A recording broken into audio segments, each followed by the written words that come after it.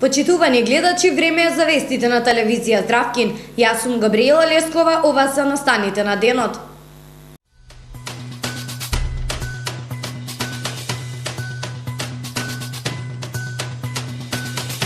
Управниот одбор на Ракометната федерација на Македонија донираше 5000 евра за лекување на Тони Шопов. Наставниците во училиштата во Велес користат сопствени електронски уреди за онлайн настава. За мерката задолжително носење маска на отворено ќе се носат дополнителни законски измени за нејзино уредување.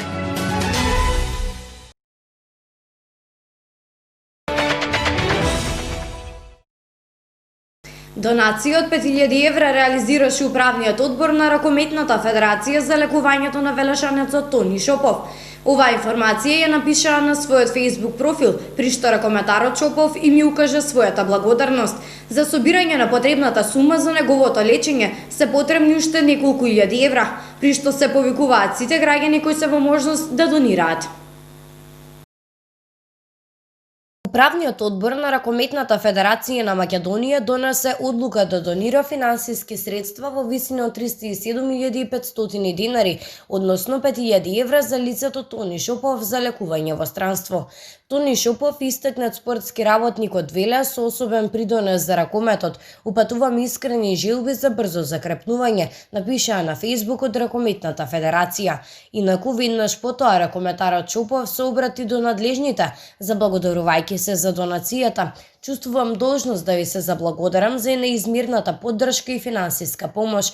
Во овие моменти навистина сум изненаден колку човечноста се уште постои во сите нас. Ова ми дава сила и храброст да продолжам понатаму, се вели во обраќањето на Шопов.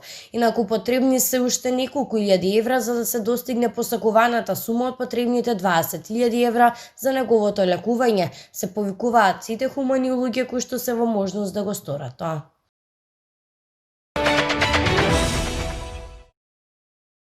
Општина Велес распиша конкурс за лаптопи за наставници, но не и за бројот на учениците кои што немаат уреди за следење на онлайн наставата. Недостасуваат вкупно 300, од кои 208 во основните училишта, а 92 во средно образование. Многу од професорите во основните и средни училишта во Велес користат своји лични уреди за реализација на онлайн наставата. Многу малку училишта се опремени со електронски уреди преку кои наставниците ќе одржуваат истата. Сопствени уреди користат и наставниците од средното стручно училиште Димитрија Чуповски во Велес. Во моментов училиштето не располага со толку апарати за да може да се даде на секој наставник. Тие носат апарати од дома без никаков проблем и се уклучуваат, можете да видите, ја држат наставата. Директорката и јавно им се заблагодари на наставниците за оваа постапка. Инаку општина Велес распише јавен повик за лаптопи само за наставници, но не и за ученици кои што немаат уреди за следење на наставата. Бројот на уреди што недостасува во училиштата е 300, во основните 208, а во средните 92.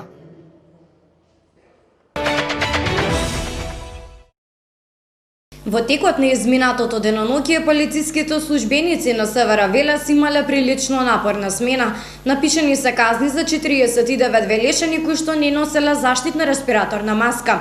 Оваа бројка на лица кои што не носат маски се движи приближно изминатите денови, при што можеме да констатираме дека велешани се непослушни и не ги почитуваат мерките. Надлежните посочуваат почитување на мерките, а тие се носењето маска, држењето дистанција и миењето на раце со цел да се заштитиме од коронавирусот.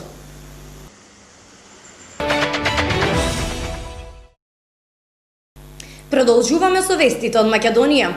За да се усвои мерката задолжително носење на заштитна респираторна маска на отворено, ќе се носат законски измени за нејзино уредување. Ова го соопшти владата на вчерашната седница. Истото важи и за останатите мерки предложени од Комисијата за заразни болести. На вчерашната владина седница е утврдено дека за мерката задолжително носење маска на отворено е неопходно да се направат соодветни измени во Законот за заштита на населението од заразни болести, со што ќе се обезбеди можност со подзаконски акти владата да ги уреди предложените мерки со цел заштита на населението од заразни болести. Владата на Република Северна Македонија на вчерашната 11-та седница ги разгледа препораките на Комисијата за заразни болести, освен за маска на отворено и за забрана за групирање во домови за семејни прослави, слави и други собири во групи, при што се предлага на семејен настан во едно живеалиште без разлика дали е тоа куќа или стан, да може да се примат најмногу 4 луѓе, како и предлог да се забрани групирање на повеќе од 4 лица на јавен простор после 22 часот, односно да се забрани групирање по паркови, јавни површини или било каде на отворено. Решено е дека мора да се направат законски измени за нивно уредување.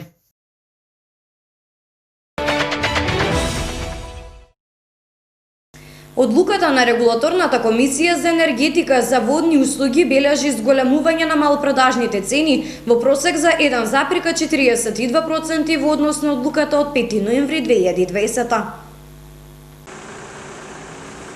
Се врши зголемување на малопродажните цени на нафтените деривати во просек за 1,42% во однос на малопродажните цени на нафтените деривати утврдени согласно одлуката на Регулаторната комисија за енергетика и водни услуги на Република Северна Македонија од 5.10.2020. Малопродажната цена на Евро Супер 95 изнесува 59,5 денари за литар. Малопродажната цена на Евро Супер 98 изнесува 61,5 денари за литар. Малопродажната цена на Евро Дизел изнесува 50,5 денари за литар и малопродажната цена на екстра лесното масло за домаќинство изнесува 50,5 денари за литар. Малопродажната цена на мазутот изнесува 26,863 денари за килограм. Акцизите на нафтените деривати во сите групи на малопродажни цени се утврдени согласно со прописите за акцизи.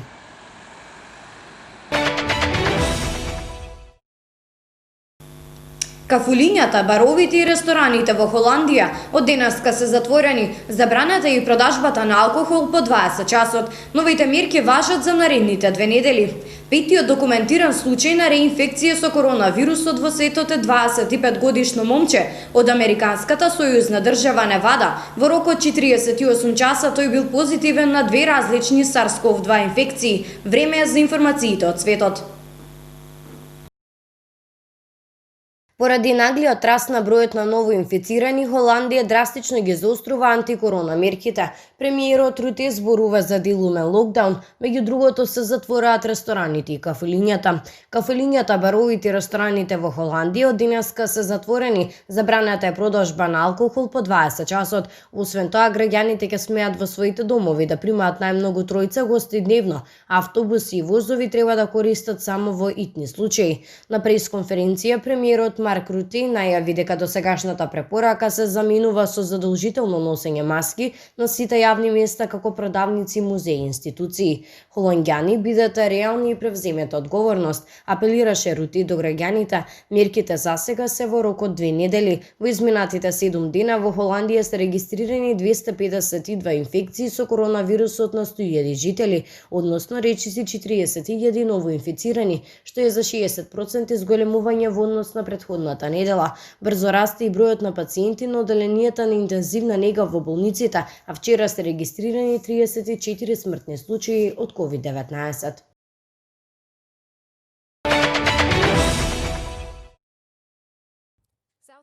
Официјално во светот има 5 реинфекции на коронавирусот. Најновиот случај е документиран во САД. Станува збор за момче на 25 годишна возраст.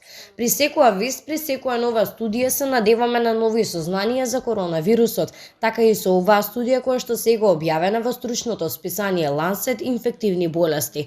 Тоа се однесува на 5тиот документарен случај на реинфекција со коронавирусот во светот. Пациентот од последната студија, 25 годишно момче од американската сојузна држава Невада, во рок од 48 часа бил позитивен на 2 различни SARS-CoV-2 инфекции.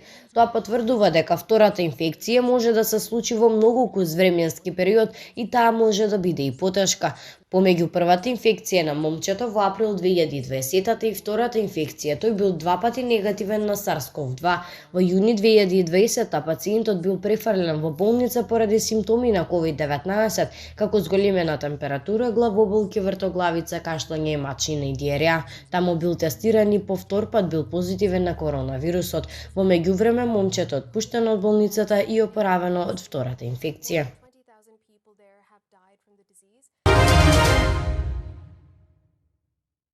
Почитувани гледачи, ви благодарам за вниманието. За повеќе детали следете ја нашата Facebook страна телевизија Здравкин. Имајте пријатна вечер.